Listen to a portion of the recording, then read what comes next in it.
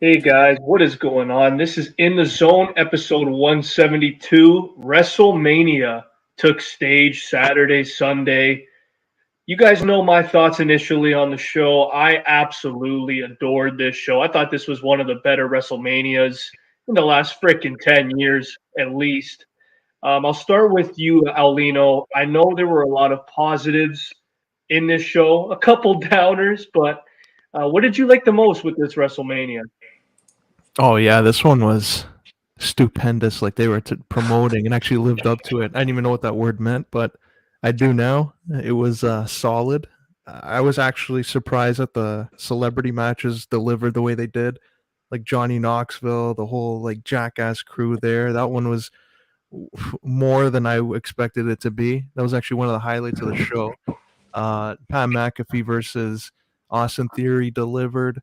But match of the night, I would have to go with the first night, Cody versus Seth Rollins. It was a nice story they told there. Solid matchup. AJ Edge, I think it was a really good match. As the crowd wasn't into it as much, so I think that's what took it down a little notch there. Yeah, I think in terms of match quality, nothing really disappointed. All the comedy acts, quote unquote, the celebrity appearances were fucking hilarious to me. I thought they knocked it out of the park, and yeah, we were just saying, Chris, you said it before too, before we went on, like one of the better manias, and I'm like, I don't think so, but if you're gonna have it on two nights, chances are, and you have all these quality people, yeah, and you look back on it, a lot of solid matches. For me, I think Becky Bianca took it for the weekend, but yeah, really solid mania. We're gonna get more into it. Yeah, you know what? Um, I was saying to a guy at work that's really into wrestling. He's a little bit older, but he watches WrestleMania. He made a good point to me. The Becky Bianca and then followed by Seth and Cody. I don't think I've seen back-to-back matches as good as those two. So I think that's what really elevated WrestleMania for me was again, the criteria is completely different now. They have two different nights, but I mean, if you want to compare it to the last three, this is by far the best one. No cinematic matches this year. Obviously, there's fans, so it's a little different. Alino, I'll start with you. I'll get into the match part after this question. Did you want to see a cinematic match this year? Because the last 2 years, they knocked it out of the park. But yeah, what were your initial thoughts when those cinematic matches here? Yeah, I think it was okay not having one with a full crowd now, or somewhat of a full crowd. I don't think they needed it. Like last year was I think a restricted crowd. They can only have a certain amount of people in the arena in the stadium in Tampa. So I think this one, now that they're like back in the mix of things, it made sense not to have it, but maybe in the future it will make sense. Just the show, like everything flowed, so you didn't need one with all the celebrities. You had Austin too on the first night, so I don't think this one you needed a cinematic match for it to take it to the next level. It's pretty spot on there, especially last year. Just thinking about Mania, how they did it before, and yeah, it's great to get a full stadium back in there. But yeah, maybe down the road if the timing's right. Yeah, I agree. So now I'm going to get a little bit more into the card. I'm not going to go through every match. I'm just going to go through the matches that I actually enjoyed. I know you had the Usos basically squash Shinsuke and Rick Boogs to retain. That was predictable. Like I mentioned last week, Pagniello, I said to Alino that it would be business as usual for the Usos. They'd come in. They've been the focal points in the tag division since like 2012, I want to say. Um, guys, is my audio okay or is it cutting out? Oh, you're good. Oh, okay. I think it's just the echo. It's a little trippy, but um, the Miz and Logan Paul basically opening the show to me was incredible. Logan Paul, we all know how athletic he is, how gifted he is. He came in here, he put on, I want to say about a 3.5 star match. It was a pretty decent opener. I'll start with you, Piniello, because I know with celebrity matches, we're a little bit more surprised. What were your initial thoughts after the match when the Miz gave the skull crushing finale to Logan Paul? I know that got a little bit of a pop. Oh yeah, I started laughing just when he did that cocky little look, and it was just so like, oh my god.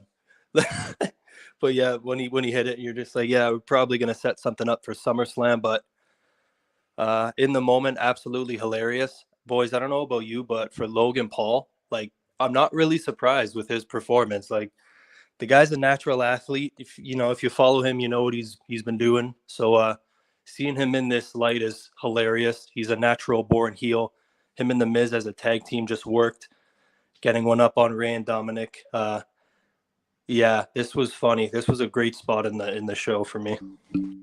Yeah, this was a really good match. I think it was just as good or probably better than the Bad Bunny one last year with the Miz and John Morrison. Like Logan Paul is obviously way more athletic, so he's able to do more than what Bad Bunny was. But both matches, like that last year and this one that the Miz was involved in with celebrities, he made it work, no matter where he is on the card. And this one was no different. I just don't know how they're gonna go about this. Like I think Logan Paul put in his contract where he wants to continue with WWE as a face. So the Miz, I guess, didn't turn face there like everyone in the stadium thought. So we're going to see how good of a heel he actually is, because if he can get the fans to cheer Logan Paul, the Miz deserves a Hall of Fame induction right now. I was just going to say that. If Miz is the heel here, I mean, good luck. I mean, he's one of the best heels of this generation, but Logan Paul is arguably the most hated man in social media realm. So I do agree with that statement 100%.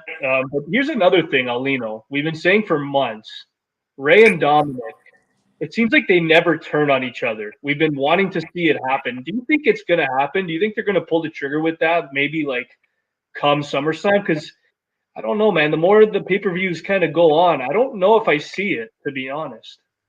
Yeah, I wanted to see that on Monday. They had a perfect opportunity when the Miz just squashed them.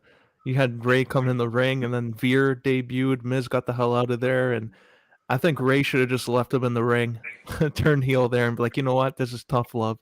You got to learn how to fend for yourself here and make a career for yourself. So I think they missed an opportunity there on Monday. Do you feel like it'd be the other way around, though? Dominic turning on Ray? Hope not. I don't know, because as of right now, I can't really see it.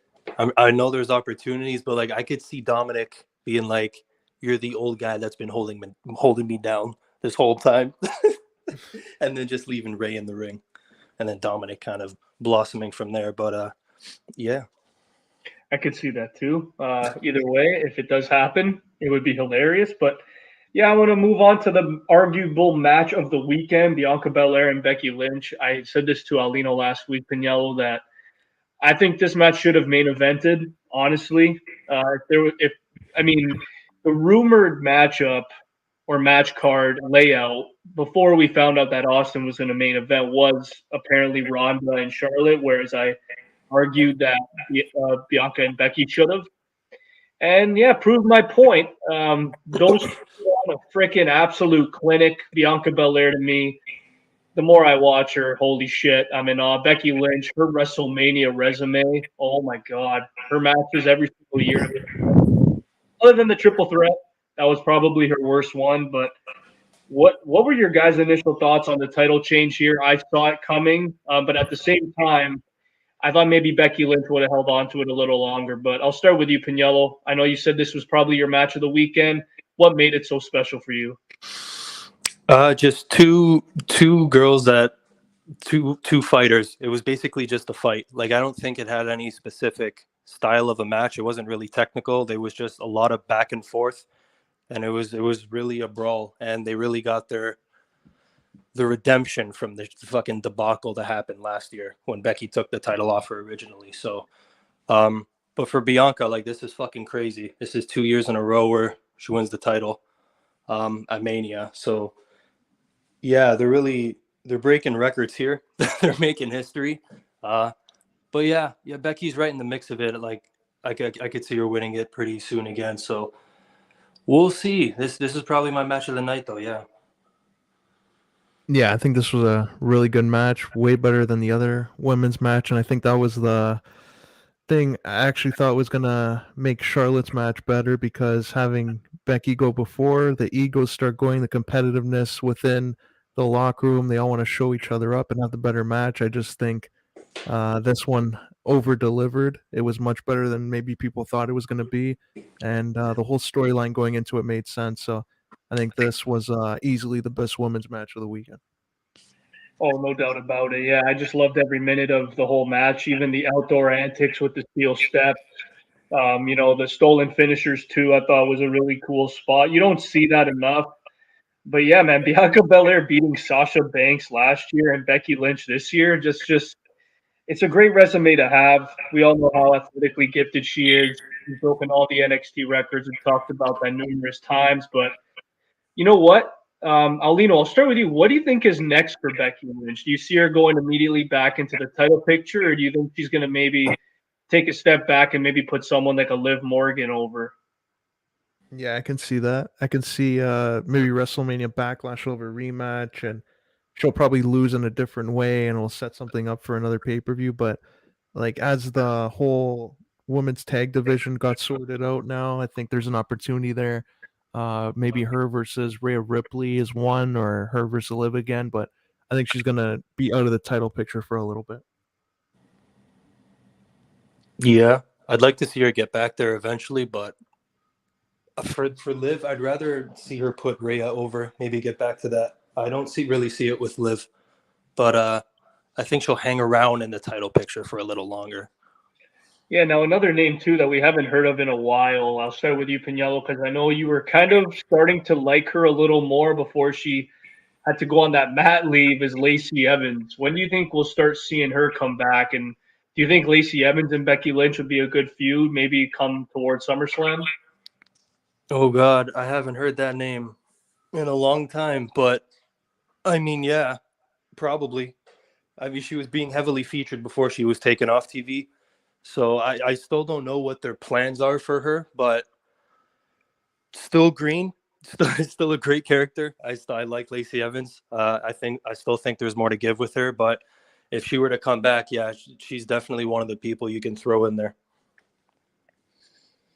Oh yeah, I think even a babyface turn would make sense. Like one of the rare people they have that can work both and be successful at it. So if not on Raw, maybe SmackDown, they can pick up that feud with Charlotte again, and maybe she can take the title off her. But either way, I think she's in a favorable spot. I love that. Well, now we got to move on to the next match. That was Aulino's match of the night: Cody Rhodes versus Seth frickin' Rollins. Cody Rhodes comes out to a huge ovation. The lights go out for a second. People think it's The Undertaker, which I thought was hilarious. And then, of course, his American Nightmare theme hits, and the rest is history. We saw vintage Cody Rhodes here, boys. A lot of vintage moves, the old packages, the connections, the punches, what was it called? The disaster kick. We saw so many old moves, and Seth Rollins, out of all the guys on the WWE roster, I think he's the guy that he made this match just so much more enjoyable. The back and forth trash talking too during the match was another cherry on top. I'll start with you, Aulino. What made this match just so great? I know they haven't really had that chemistry. They haven't put on a match in a long time, but this just seemed magical from the fucking bell. Yeah, it was like to me, it was similar to when the Hardys returned. It was like a surprise return, and everyone in the like stadium were caught off guard, and it just made the match a lot better. So it actually makes sense why they held off the debut so long, where they could have had him come back 2 weeks ago on Raw, but they held it to the actual show. So I think it added to it, the excitement that fans had. So I think it just added more because then fans were more invested in it. They were all cheering throughout the whole thing, and they both had a good match. Seth his facial reactions too when Cody's music hit, I think that was perfect. So they got something there. I think that feud's along from over. I think they'll eventually be feuding for the title on Raw. What a great moment, eh? Like, even though it was predictable, like watching it happen, like his entrance hit and watching him come out still gave me goosebumps. So yeah, I just like it was a really very good wrestling match between two good pros, eh?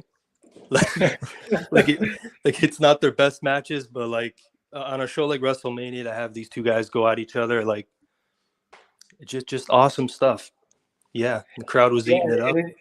It's two superstars that really haven't interacted one-on-one before. I know we saw them in that tag team match in 2013 when it was Goldust and Cody Rhodes when they beat the Shield to win those tag titles with Dusty by his side. And but yeah, man, Cody Rhodes here, he looked absolutely spot on. A lot of the spots too.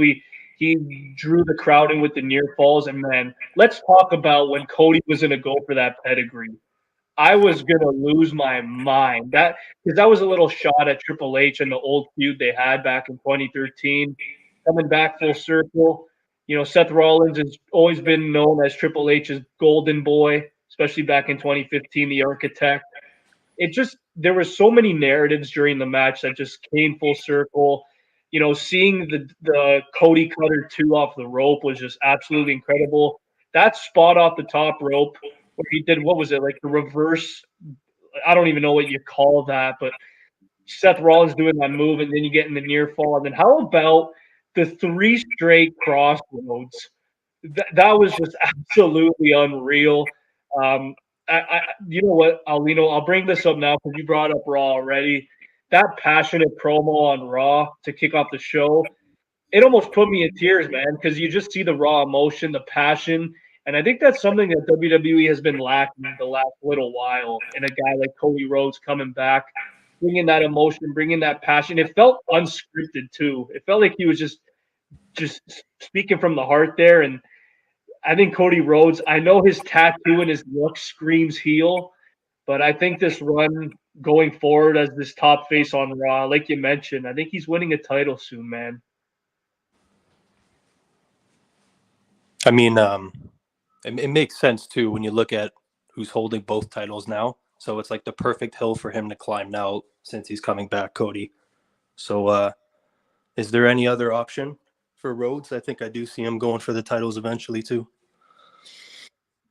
I mean, at this point, the way that he was kind of talking how, you know, how his dad never won the WWE title, like the main title. I want to win it for him. Yeah, I think if not at Backlash, I want to say maybe the pay-per-view after that. We'll probably see Cody versus Roman Reigns in some capacity. Or like I mentioned last week, if they really want to go the lazy approach and they want to protect Roman, if he actually did get hurt, you can have him vacate one of the belts, and then you can maybe do a tournament at a pay-per-view where Cody wins it. Oh, yeah. Aulino, any thoughts there? Oh yeah, just I think him and Edge would make sense. This whole new heel stable that he has, I think if they want to go in that direction, like you were mentioning as a face, maybe Edge would be the guy, and then Seth Rollins. But if he's a heel after, I don't know how many heels though he can work with. Like you need a strong baby face, unless they turn Seth face again. That's another one. But right now, I think he needs to be a baby face. Absolutely. But yeah, it's very intriguing. We'll see what Cody Rhodes does moving forward. Looking like right now it's going to be a feud with Seth, but after the pay-per-view, anything is open. But we're going to move on now to Charlotte and Ronda. I know this one, it wasn't too bad. I think it was better than the triple threat 2 years ago. But I'll start with you, Pagniello. What really stood out to you during this match, and how much did the finish hurt the overall grade for you? To me, it was good at best. It's pretty much what I expected. It's like when you go into a Lesnar match with someone and you kind of know what you're in for. It could be money and it could be bad. But I think anything with Charlotte Flair, you got to make it work. And these two, they obviously have a history and style of matches, pretty much what I expected. Yeah, I don't think it was bad by any means. I thought it was solid. I don't think it deserved to go on after Becky and Bianca, but given who the two stars are, it kind of makes sense. But overall, it's solid. Yeah, it was fine. It wasn't better than the other one before that, so I think it kind of ruined the overall feel of it. But Little Nate was the highlight of that match. Just coming in there, the storytelling there, he did it for the family. Good for him.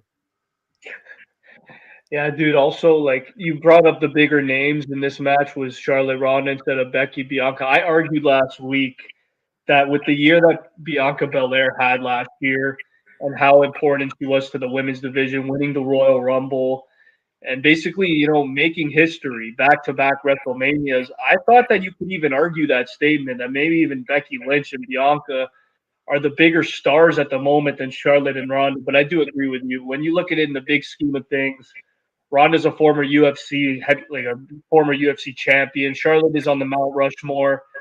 You could argue either way, but I think if Becky Lynch and Bianca went after, I think the overall grade of the show would have been a lot better overall. Oh yeah. But moving on to the main event, Stone Cold Steve Austin comes out. Kevin Owens talking a bunch of shit. You know what? I want Pagniello to take the spotlight here because I know you're a Kevin Owens boy. He main evented night one. Well deserved for him after the year he had last year, putting on classics with Roman Reigns. Coming in here in Austin, Texas, or Dallas, Texas, making fun of the Texas crowd, how they always wear those cowboy hats and those stupid big belt buckles. Just take them off. You don't need it. Kevin Owens, he basically teases, Stone Cold saying, you still don't have it. I came out here I'm challenging you to a match show. And then, of course, Stone Cold gives the crowd a hell yes as an idiot, and then puts on a pretty decent no-holds-barred match. So, Pagniello, I'll start with you. I know for me, I was surprised as all heck with Stone Cold's performance. What were your initial thoughts on this one? Oh, man. Well, first off, I just want to say it out loud. Kevin Owens main evented WrestleMania, and he did it with Stone Cold Steve Austin. So it's just to get that out of the fucking way. But yeah, the talk show to start it off was hilarious. We all knew what it was going to end in. KO coming out saying he just wanted to have a conversation, and then saying we're going to fight 2 minutes later was hilarious to me. But yeah, they went all over the fucking arena. Stone Cold taking those suplexes was probably the most surprising thing for me. Exactly. Yeah. Started laughing, and I was like flinching at the same time, like, holy shit, not again. But yeah, so entertaining. Just a fun brawl, feel good moments. Man, Stone Cold coming back looks amazing.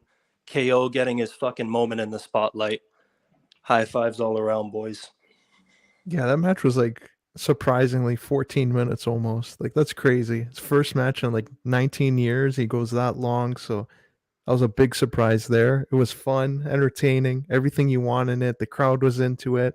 I was surprised he took all those suplexes like he did on concrete, but he was in the moment. He numbed the pain with other ways, so good for him. He didn't feel it. I'm pretty sure there, but it felt like a old Stone Cold match, so that was fun, and they sent the fans home happy for night one.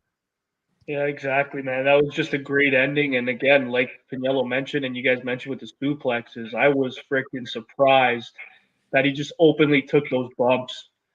We'll get into it later with the picture here, but I'm going to start off with now night two. You had RK Bro ended up retaining their tag team titles, and the match I thought was absolutely incredible. I'm not even going to lie. I didn't have a lot of expectations for this. I thought all three teams gelled really well together. I'll say this time and time again, Montez Ford and Angelo Dawkins as a tag team, I feel like they're one of the most underappreciated, at least right now on the roster. The athletic ability of both of them. They put on a great match with almost anybody. The freaking comedic act of Alpha Academy was perfect. And of course, Randy Orton and Matt Riddle being so over was just an absolute great match. What did you guys think of this one? Aulino, I'll start with you. Yeah, it was a solid opener. Good pros. They followed the whole Triple H retirement thing, and with Evolution, Randy comes out, gets a big win to kick off the show, and him and Riddle still champs. They didn't turn on each other like I'm sure a lot of people probably thought. Maybe he was going to RKO him to end it, but I actually thought the Street Profits were turning heel after this, so that caught me by surprise. But then Chad Gable came in there and just cut the tension. Otis was really entertaining in this, so it was a really good opener that I agree with you, like surprised and exceeded all expectations. It's another WrestleMania W for Randy. Good pro right there. But I think I would only not expect a lot just because you know how they treat tag team matches sometimes. But when I look at the guys in this match, like all tag team specialists, you knew if they gave it the time, it was going to be something. So it beats the other opener from the previous night. And even the stuff they did after with the other fucking guy coming in there. Aulino, what's his name? Gable Steveson. There it is. Yeah, that was funny with Chad after getting their little moment. So, yeah, a lot to pop the crowd there. There was a lot going on in this match. Yeah, it was fun. I mean, I don't think he had to come out afterwards in the ring and suplex Gable like that, but get that little pop, get the fans behind this guy, Stevenson. This guy's an Olympic gold medalist. He's a wrestling freak, so good on them for promoting him there. But then we had another match that didn't really care for before the show. Lashley versus Omos. This is the match that Aulino was looking forward to most, I'm pretty sure, WrestleMania weekend. I'll kick this one with you, Aulino. It was a 6-minute match, but how damn solid was it? Because to me, this exceeded expectations, and I'm not going to lie. If I had to compare this to a match at WrestleMania, I'm comparing it to Brock Lesnar and Goldberg. The pieces are just so low, and it was just perfect for the time it was given. Yeah, Bobby Lashley's a good pro. Came in there, carried the load, and then he suplexed Omos. That was like Hulk Hogan body slamming Andre the Giant, that spot. So good on Lashley. And man, Omos needs a little bit more development, not going to lie. Good thing they have MVP, but yeah, Lashley getting a big win 2 years in a row was solid. Lashley and almost would have fucking closed WrestleMania 3 with that brilliant character work. And that's all I'm saying about that. But yeah. The best was when Omos fucking threw him into the turnbuckle, and it looked like Lashley banged his head. Like, so, because Aulino, I remember you telling me that the injury that he suffered at the Chamber was a concussion. So then I see him get fucking manhandled into the corner, bangs his head on the pole. I'm like, all right, match is over. This is Undertaker WrestleMania 30. He doesn't know where he is. This match is going to be a joke. And then this guy suplexes a 7'2" guy and then spears him right after for a great finish. So kudos to those two guys. Like you mentioned, Bobby Lashley, he's a good pro. That crowd was going nuts for him too. I was surprised there. Like, oh man, Lashley's over. Finally. And then we'll go with the Anything Goes match. It was a 15-minute match. It was a comedic, just hilarious freaking match. Sami Zayn is a good pro, isn't he, Pagniello? Because this guy is fucking making Wee Man pick him up. Probably helped him the whole time there. The freaking mousetrap spot fucking killed me. The bowling ball killed me. Every single thing in this match killed me. Pagniello, I know you're a pretty big Jackass fan. Just what were your thoughts on this one? I'm so fucking proud of Sammy. God damn. Look at him getting a shot in at Mania there. He makes everything work. Man, this was hilarious. Everything they did, like all the celebrities coming in, like we mentioned before, like nailed it right on the head. This was the guy like Johnny Knoxville. I think you assumed there was going to be some fuckery, and there was a whole lot of it. So, yeah, sit back and just kick your fucking feet up for this one. Great stuff all around. Oh man, when he pulled the taser out, I got a little worried there. I'm like, this guy's going to accidentally do it to himself. I'm just glad he didn't get a ladder, like a 25-foot ladder, and jump off it. I think that was a nice, safe match for him compared to what he's usually used to. But the part that killed me was Sammy running around, and all of a sudden, a big hand shows up and fucking that one caught me off guard. I didn't know where they set that thing up. But after that Wee Man coming out, crowd goes crazy. And the mousetrap ends it. So that was a perfect match for what it was and who was in it. And Sammy deserves a push after this. Yeah, that was absolutely incredible. The best was I was texting Carabetta during the match, and I said to him, I'm like, this man right here, he faced Daniel Bryan 2 years ago and he beat him at WrestleMania. Like, I don't know what the hell what's going on, but kudos to Sami Zayn making everything work. We're moving on to the WWE Women's Tag Team titles. It was a 10-minute sprint. A lot of women in this match, a lot of fuckery going on. A lot of women didn't want to freaking start the match, just tagging each other in everywhere. To me, the predictable team won this one. Pagniello, I'll start with you. Naomi, Sasha Banks get the win here. Did everyone impress, or were you a little bit disappointed with this one? I guess disappointed. It usually happens with one of the tag matches, though, where it's like you said, it's a bit of a sprint. There was no real context to it. It was just like everyone come in and hit one of your signature moves and then get the fuck out. And then, yeah, I think the right team won, but I don't think it was bad by any means, but it was a little rushed. Yeah, I agree. I think they were just everyone get their stuff in and hopefully make the most out of it. I think they thought they maybe weren't going to live up to some of the other matches. Maybe that's why they didn't give it as much time. But I think it was just a sprint, and they made the most of whatever they had in it. Yeah, another thing too is Pagniello, you brought this up maybe 2 or 3 weeks ago when we talked about the Mania preview. You should earn your spot going into WrestleMania. I know this match had a lot of just like you had Shayna Baszler, Rhea Ripley, Carmella, Sasha Banks, like all former women's champions in this match. But I feel like if they genuinely organically built a tag team feud, maybe with Naomi and Sasha Banks, maybe going on against Carmella. Well, I mean, they had to. They were the champs here. I think it would have been a little bit better. I know Natalya and Shayna, again, two marquee names in the women's division, but are they really? Like at this point, I'm not really sure with Shayna what they have planned. But yeah, to me, it was a little bit of a letdown. But again, I like how Sasha Banks got another win at WrestleMania. She deserves it. Moving on to arguably the longest match the whole card had, 25 minutes. AJ Styles and Edge. I want to talk about AJ getting cut before starting the match. I was a little bit concerned there. I thought maybe he got into a brawl backstage with Vince McMahon. I don't know. You never know. Vince McMahon's a sick fuck. But I loved Edge's entrance.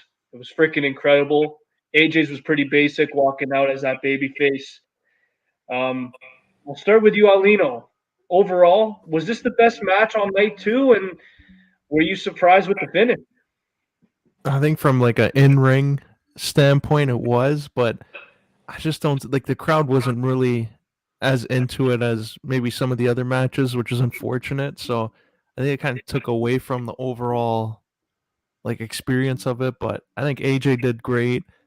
Edge looked great, and Damian Priest coming out to set up the faction or that new stable they're doing, I think added to it and sold Edge's new heel character. Yeah, that was pretty much the main takeaway of it, which really fucking blew my mind. It kind of threw me off. But yeah, Edge looked like a total fucking badass coming back at Mania in front of an audience. AJ looked amazing. I thought the match was good. It relied much more on storytelling. So I was hoping they if they got like an extra month for this match, I think it really would have been something else. But yeah, the crowd being not as into it is it's a bit of a bummer. But overall, what a fucking moment. Yeah, to me that kind of did disappoint me was how the fan interaction kind of wasn't there. I don't know if they were just overall tired, but it did follow a match that it should have had the crowd buzzing because the match before wasn't the greatest. It was a sprint, and this one was well worth the wait. I mean, it was the fifth match on night two. I thought it would maybe even open the show, and they would put on a clinic. And I still think it was a really, really good match. I thought there were at the end of it. I know Edge is in his early 50s. There were a lot of rest holds. Maybe that took down the grade. A lot of submissions down the stretch, but I really love the ending with Damian Priest. I know I said this to I don't know if Pagniello you were in the pod, but I said this to Aulino on a couple occasions that if there was one champion at the time that had to turn heel, it was Damian Priest because what he was doing as a face, it got stale pretty quick. And I'm not gonna lie, with the eye makeup and with the way Edge looks, they kind of look they look good together walking out there. So I don't know what this means moving forward. I don't know if they're gonna become maybe tag team champions down the line because that would be cool, right? You have Randy Orton and Edge not going for the tag titles in a feud. That would be awesome. Again, those two are always the ones. But what do you guys think is next for AJ Styles? Because I thought he was going to get the win here, not knowing obviously Damian Priest. Aulino, I'll start with you. We mentioned Cody Rhodes arguably getting the WWE title. Do you think AJ Styles is maybe right behind them? Yeah, I think they'll probably continue this for the next couple months at least until Money in the Bank. But I think AJ is going to be one of these guys that floats around, like not in the main event, but just under that with like the next top guy and probably work something with him. So I think if Logan Paul isn't like right away working, I think him and the Miz might have a program coming up. He's in the mix, buddy. I think it's AJ's time for him to get back in there, but I want to see him go at it with Edge one more time. Yeah. Yeah, so do I. I think they're going to do it at Backlash.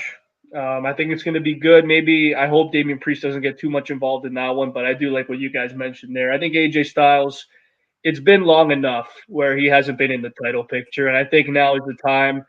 Coming off a sympathetic loss at WrestleMania, I think he could build momentum there. Maybe go. I mean, now he's still in the feud with Edge, but after the fact, I guess I'll ask this question. You said Money in the Bank. Can you see if the feud doesn't go to Money in the Bank? Can you see AJ maybe being a winner, winning Money in the Bank, or do you see a guy like I don't know, like an Austin Theory taking it? Oh God, I could see both. That's the beauty of it. What the fuck? I'd want to see Austin Theory because I feel like he would hold it for like 9-10 months. What do you think about that? He pull a Miz. Cash it on the last possible night. I feel like, yeah, just with a guy like that, there's just much more to do. I think like when Dolph had it back in 2012, it's just cocky ass wipe. He's holding onto the briefcase, and everyone knows he's going to get a shot, but you don't know when. I feel like Theory would play that role very well, especially with Vinnie Mac by his side. Exactly. And the next match, I'm not really going to talk about it because it was the biggest waste of time, was the Sheamus and Ridge Holland beating the New Day. I mean, I don't know what the hell that was. I don't really want to talk about it. They're making Pete Dunne look like this hot-tempered freak that just can't control himself, so I don't know if that's going to lead to a push. I don't even know if that's going to lead to anything, but we're going to move on because that was just a flat-out disappointment. We'll pretend that didn't happen. Yeah, Pat McAfee versus Austin Theory. The build for this was hilarious. Vince McMahon obviously steadily being involved, and holy shit. I know Logan Paul and Johnny Knoxville impressed, but I think Pat McAfee, for me, he might have impressed the most. What do you guys think on that statement? Yeah, take it, buddy. Call you. Yeah, we saw him in NXT in the past. I think this is completely different because he's not in that little performance center with nobody in there, like 10, 15 people if they're lucky. This was like 60,000 people, so more pressure, and I think he lived up to it. So good for him on that one. It was entertaining. Crowd was like really into it, a lot more than some of the other matches. So I think this is going to be a match a lot of people are going to go back and watch in the next few years, and it's going to be one of those matches people always go back and look at, like WrestleMania 30. I think this one, the Knoxville versus Sami Zayn match, Austin versus Owens. So this is going to be one of those memorable matches, that's for sure, especially the match that happened after. Pat's a fucking beauty. Comes out with all this energy, such a likable guy, coming out the fucking Seven Nations Army, punting the ball into the fucking 30th row. Oh, man. It was just fun stuff. Austin Theory gets on Mania, and this guy gets his moment. Yeah, just awesome. He did great. Yeah, dude, it was absolutely incredible. Everything about Pat McAfee that night was just absolutely outstanding. And then, of course, after the match, Vince McMahon comes in the ring, and he's like, "You want to fight me? You want to go? You beat my little protege, but you can't beat me." And then Pat McAfee basically says, "Okay, I'll get squashed to Vince McMahon. Sure, why not?"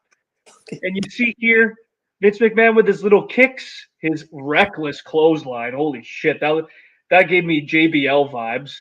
And then, yeah, it was a 3-minute easy win for Mr. McMahon. My favorite part of this, Aulino, you're going to start dying of laughter, was when he pretends to punt the ball in the fans twice and then punts it in Pat McAfee's nuts.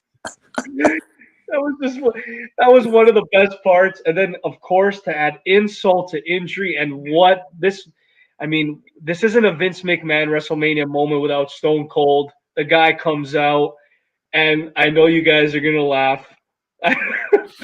Stone Cold goes for the stunner, and oh my God, that was one of the worst sells I've ever seen in my life.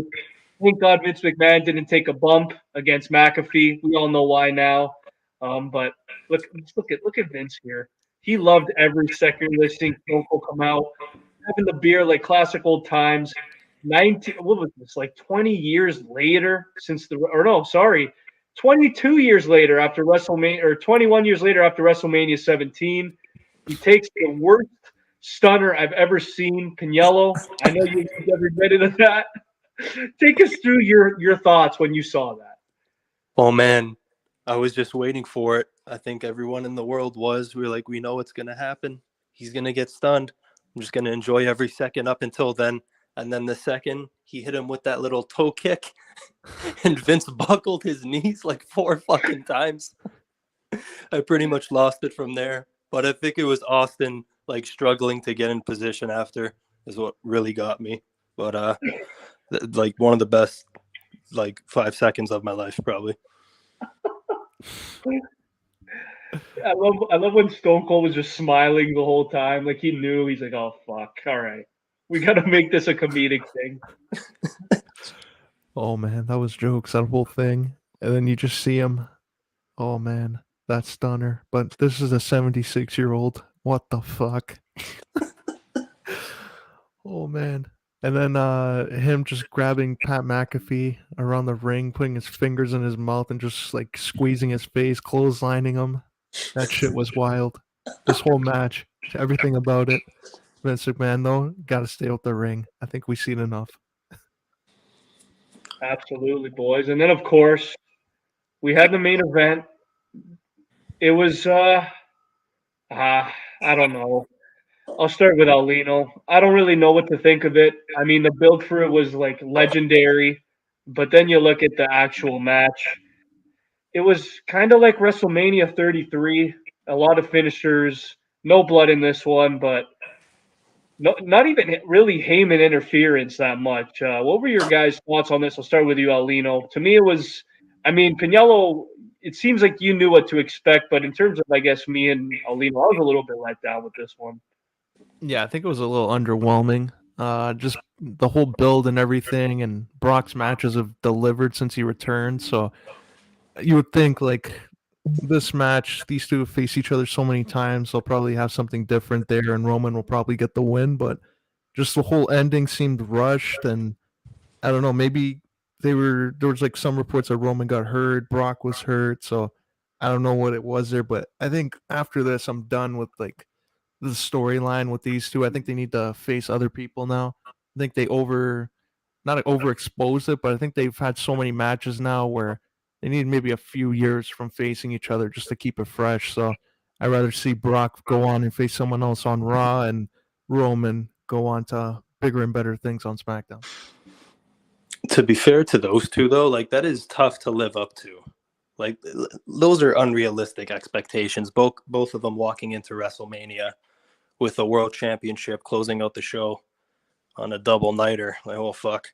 But yeah, in terms of match quality, Brock and Roman, there it is. I didn't expect a technical masterpiece, just two slabs of meat slapping each other back and forth. But would have liked to seen 1 or 2 more F5s. I think Roman got him with like fucking 7 spears. So a little lopsided in that direction. Yeah, Aulino, you said both of them got hurt. I'm pretty sure Brock got hurt early when he got speared through the barricade. I think he was holding his ribs for majority of it. I could be wrong, but yeah, and then you have Brock put on the Kimura, and I'm pretty sure he dislocated Roman's shoulder there. I don't know if I think it was a spear, and then after when he was doing the Kimura, you can just see his face like, oh fuck, what the hell happened there? And I think at the end, like I think it was just so rushed after that point. Like it was just a rough night at the office, I think, for both of them. Yeah, but in terms of moving forward, I mean, I don't really know what to expect from either. I know Cody Rhodes is a fresh face. Roman and Seth are always going to be kind of linked. It's the match we all want to see, but like, I don't know, man. Like, just the year that Roman's had, I think that's what makes it all that more disappointing. Like, he's beaten everybody. He's been iconic. I'll even put this in Pagniello's quotes. He's put on the best. This has been the best work he's ever done in his career. So, I mean, you look at all the WrestleMania matches they've had in the past. WrestleMania 35 was still more of a fresh face, up-and-coming superstar. WrestleMania 33, we thought it was predictable, but Brock Lesnar ended up winning. We know how that went backstage after. And then this one here, where it was kind of both guys get hurt. you don't really know what to expect in terms of match quality. I mean, Pagniello, you knew what to expect. For me, I didn't know, man. This guy, he was putting on classics with almost everybody the last year and a half. So I kind of expected maybe an uptick in terms of match quality. And of course, the intrigue in Brock Lesnar's character for me, maybe I expected a little more as well. But in terms of the main event, it was a little bit of a letdown, but still, nonetheless, like I mentioned, to me, this was one of the better WrestleManias in a long time. Yeah, if you single out all of the highlights, the Cody match with Seth, the women's match, that's not fair though, because it's 2 nights. Like, fuck. That's definitely tough. But we're going to move on to some positive stuff. We're going to move on to the NBA for now because I want to end it with the Leafs because, again, you never know what the team. But last night we saw the Toronto Raptors clinch a playoff spot, and they're not going to be in the play-in. The Hawks they were coming off a 5-game winning streak. I was a little worried about last night's game, just based off how great Trae Young has been playing. He's been averaging 31 in like 11 last 5 games, so he was balling. Last night he puts up 15 assists. Fred VanVleet struggled mightily last night in terms of field goal, but our boy Pascal, our boy Scotty Barnes, and how about Chris Boucher off the bench? Just absolutely torching the Atlanta Hawks. I'll start with you, Pagniello, the hoop god over there. I know we expected potentially a Raptors play-in, but did you expect them to be a arguably top 5 team in the East going into the year? Going into the year, fucking no way. I thought we'd be comfortable in the play-in, kind of like where Charlotte and Atlanta is. Yeah, but yeah, this is crazy. We're one of the better teams in the Eastern Conference. No one wants to fucking play us. It's a great feeling to be a Raps fan for sure. Yeah, just everything this season, I was not expecting that either. Like, I thought maybe playing similar to last year, it's going to have ups and downs. You got Barnes, who's a rookie, so he's just developing and getting used to the NBA, but he's been rookie of the year easily for me, and this team just keeps on like surprising people. Siakam, all that trade talk that everyone wanted him gone after last year, I think easily turned, took a 180 there. So Siakam's God again. And I think they're going to make some noise this year. It's just going to come down to matchup, which right now looks like Milwaukee, but they do have their number in the past. I think Giannis has PTSD still when he goes in Scotiabank Arena, so it's all fine. It's all in the ups for them. I was going to say, I was just going to ask you the follow-up after that. It's a tight race, 1-4 right now. You have Miami, you have Philly. Who else is there? Milwaukee, and who's the other team there? Boston. So they're all about 2.5 games within each other. Out of those 4 teams, who would you want to see the Raptors face? Because right now I believe it is Philly. We've seen Harden. When it comes to the fourth quarter, I don't know what the hell's happened.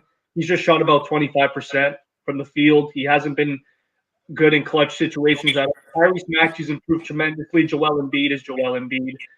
But in terms of those 4 teams, I'll start with you, Pagniello. Who would you like to see in the fourth round? You guys aren't going to agree with me, but I want to play Boston. I want revenge on them from a couple of years ago. Pissed off. That was a solid 7-game series. And I don't give a shit that they have Brown and Tatum because we're a great basketball team and we're going to fucking suffocate them in 7 games. So I want the Boston Celtics.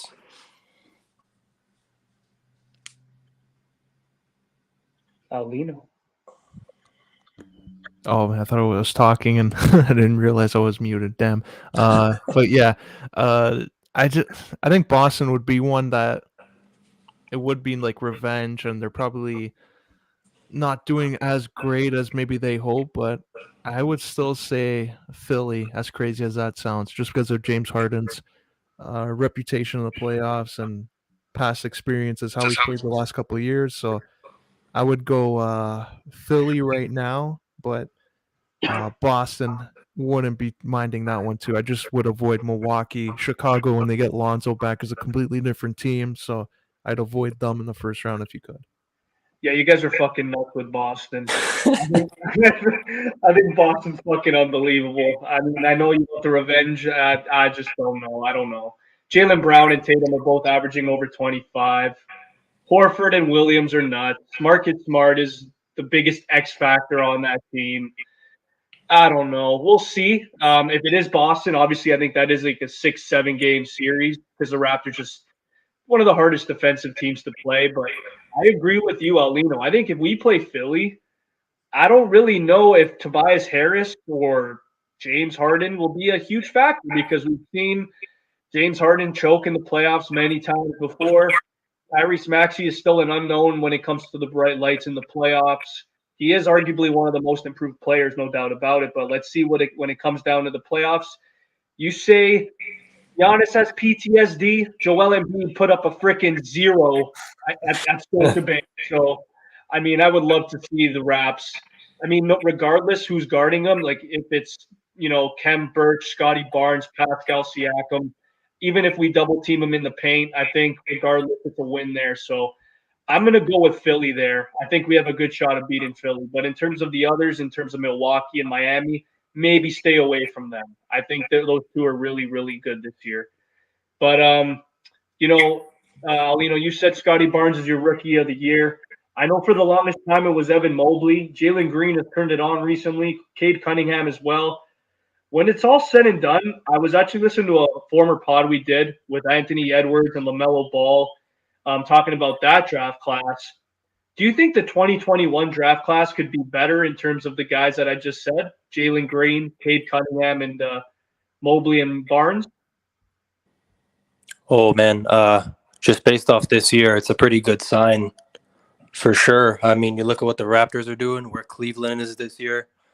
I'll throw Josh Giddey in there, too. He's averaging a triple-double like almost every other game. Like, there's a lot of sweet rookies this year, and they're having a great impact on their team. So, yeah, this is a crazy class. And I feel like Cade next year is just going to absolutely explode. Started the year injured, and it's on the fucking Pistons, so we'll give him a pass. Yeah, I think it's still early to compare that. Maybe in 2 years when some of these guys get like 2 seasons under their belt, but I don't know. It's hard to go against LaMelo Ball, what he's done in less than 2 years, like all-star and carrying Charlotte, turning around and actually make them an exciting team to watch. So it's still hard on that, but like best overall player, maybe this past draft class is because look at Barnes, how he can just play every single position so fluidly. So it's going to be a tough one though, but at least it's rare that we see back-to-back draft classes that strong. Exactly. And, the perfect word that you said, I remember it vividly with Edwards and LaMelo Ball was must see. Those two guys are just, if you want to go watch a game and you see they're both in town, most of the time you look at those tickets and you say, regardless of the price, I want to go see them because they're must see guys. And the more I watch Cade Cunningham and the more that I see Scotty Barnes every game, I think those two are going to be linked with LaMelo and Edwards. I know those two offensively are a lot better as of right now in the draft year, but I think those four are going to be linked for a very long time. But we got to move on now to the rate. We got to move on to the ice. Some negative news. The Leafs last night. I mean, they got a point, but you're up 5-1 against Florida. I want to say 60% of the freaking fans in attendance were wearing Leaf jerseys. Felt like a home game almost. I'll start with you, Aulino. I know we're not surprised at this point, but were you surprised that the Leafs blew a 5-1 lead just based on how well they played in the first two periods? Oh no, we've seen it now. It's second nature at this point. If they're not blowing 20 leads a year, it's not a Leaf team that I know. So it's just going with the same script every year that they have, and let's just hope in the playoffs they don't do that. So I'm all for it being during the regular season. Had a bad night. They're good pros. Mitchie had a nice night. I'm happy for him. Matthews continues to get closer to breaking that record, which he most likely will, and just go to the playoffs with a bunch of 50 and 30 goal scorers. Yeah, there you go. What he said. Fucking Leafs. I'm going to say the stat. I sent it in the group chat. The Leafs have blown their 7th game when holding a 4-1 lead since Game 7 of the 2013 playoffs. No other NHL team has 4 such losses. That is absolutely unbearable, unacceptable, but here we are. Leafs Nation is cursed. We all know we're cursed. But you know what? Let's talk more about the positive side of things. Jack Campbell is looking healthy now. Mitch Marner and Auston Matthews right now are probably the best 2 forwards in the whole NHL. But now I want to transition to the Hart Trophy just to close out this podcast. Right now, Auston Matthews is looking like the forefront guy. It's looking like it's his trophy to lose, but last night, Jonathan Huberdeau getting 5 points. He's the first Florida Panther to get 100 points in a season. Do you guys maybe see the less sexy option here in Huberdeau winning the Hart Trophy? You know what, man? I don't know, and I think you know why. I don't want to say it. Because he plays in Florida. There it is, buddy. But hoobie doobie doo. Over 100 fucking points. So he's a great player. He's really come into his own. He definitely deserves it, but yeah, whether he's like in the 2 to the 6 range, I don't know if he'll get in. He could. We'll see. Oh, man. Yeah, if they had more than 5 media people probably pumping the tires of him, I think he would have a chance, but it's Florida. Like, how many people cover the game over there, and how many people know that they have a team over there? So I think if he played in, like, New York, Edmonton, Calgary, Toronto, any, like, city that cares about hockey, I think he'd be an easy number 1 lock. Where's the 2015 people that slandered the shit out of him, calling him a bust? I want to know where those people are, because ever since the 16, 17 year, since Barkov really took off, that was when Huberdeau took off as one of the elite playmakers in the game. His game kind of reminds me of a Wheeler in the sense of every single year I see him, the stats are just inflating. And I don't know if he's going to lead the league in points. I highly doubt it. He's only, I think, 3 behind Connor. But, man, if he wins the Art Ross, I think regardless of the media in Florida, I think he might have to win the Hart Trophy, because a player getting over 100 points in Florida just seems so fucking far-fetched, man. I don't, like you mentioned, the last time they were in the playoffs, it was 2011 against the freaking Devils, and John Madden had an overtime winner for them. So, like, this team goes back to the mediocrity. The level is just so bad. So I think it would be best for the league if a guy like Huberdeau won it, even though we're all fucking biased Leaf fans here, and Matthews is going to break Rick Vibe's record any minute now. So is Matthews your winner then? Absolutely. The guy's got 54 goals in like 69 games. He has 47 in the last 48. That is fucking ridiculous, man. He's probably the best player in the league. Not even going to lie. And you know what? People that come at me saying McDavid's in the league, McDavid's not doing the things that Matthews is doing on the defensive end. So there you go. He's a good also, fuck too. Like, I don't know who did it last for the Leafs, but he's gonna crack 100. Do you guys remember the last Leaf who did that? It was probably Gilmore. Yeah, probably Gilmore. Gilmore, Sundin, maybe. Nah, Sundin never hit 100. Oh yeah, never mind. He did it on Quebec because he didn't have players in their prime. Remember that? He had Forsberg on his wing. Oh man, good times. Yeah, that's it for this week's episode, boys. We reviewed WrestleMania. The stupendous. You guys want to see something funny before we close off? Oh yeah. I forgot to talk about that because I don't want to talk about that. All right, Aulino, the Lakers. Yeah, let me eat my words. I said chip. Lakers are now not in the fucking playoffs. I don't know what the fuck happened.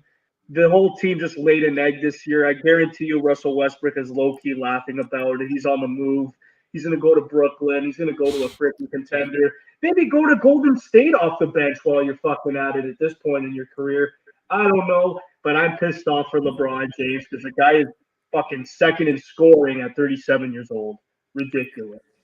Oh, man. Anthony Davis, extremely great trade. At the time, it looked like it was going to work. Go in the bubble, win a championship. What happened since? Injured.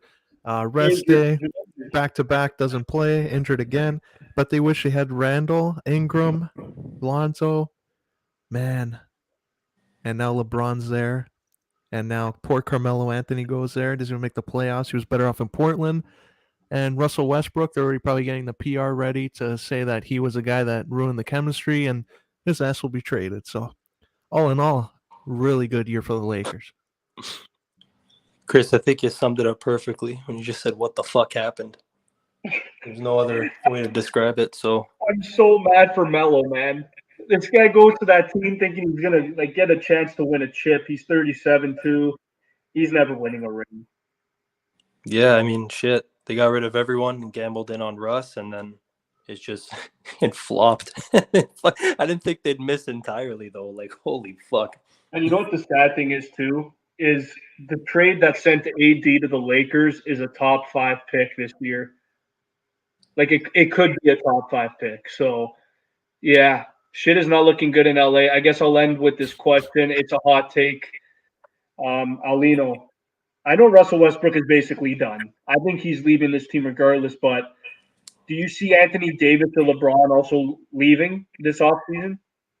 No, I don't see it this year, but as his son starts getting like closer to the league, maybe, but it's going to be the tough sell if you get rid of Westbrook and then Melo. It's going to be hard though. I don't know if they'll get rid of LeBron. Whenever Bronny's rookie year is, that's when I think he's leaving. I think he'll just hang out in LA till then. Where the hell make does he Space go? Jam 3. There you go. Yeah, AD, good luck. I think that trade market's going to be tough. He's on he's on a long-term deal, right? 4 more years. Yeah, I think he signed when when they traded him or when they won. So, like, I think I'd rather have Kawhi and bank on him to opt out after 2 years with a torn ACL than go long term with AD and maybe be lucky if he steps on the court. All right, well, boys, I'm going to pull an Aulino here. I just went on Instagram and I saw Bleacher Report posted something that is absolutely monumental to what we're talking about.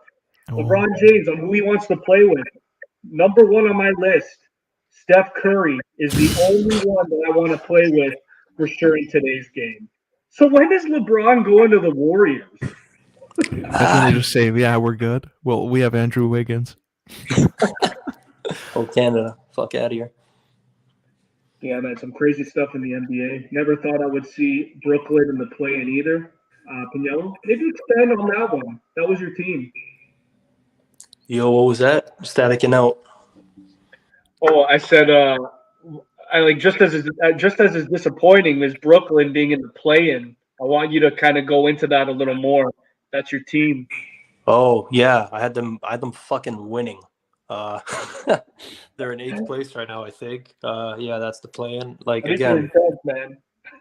I don't know what the fuck happened. Like, well, the James trade kind of fucked everything up, and then Kyrie not playing, so KD basically they're on one leg the whole year, and yeah, they didn't really get a whole lot going this year, and now they got to turn it up late and hopefully get hot in the play-in round. So I don't know what the fuck's going on with the Nets. So that's going to be interesting to see who they play. Yeah, when they get Ben Simmons back, they're smoking everyone, though. God damn. It's looking like a freaking Pagniello versus Aulino matchup in the freaking play-in. Charlotte versus Brooklyn. Oh. Who the hell do you have winning that? Can LaMelo Ball, big baller brand, shut Kevin Durant down or what? Oh, imagine that. MJ would have a field day. He would say, "That's my boy right there. That's my kid." For one game, Run on why the not? court. That's tough. Like with Gordon Hayward like barely playing, like that's a hard thing to ask. Like, if Ben Simmons comes back, that's a tough hill to climb. So I don't like Charlotte's chances in that. Yeah, everything would got to go right for them.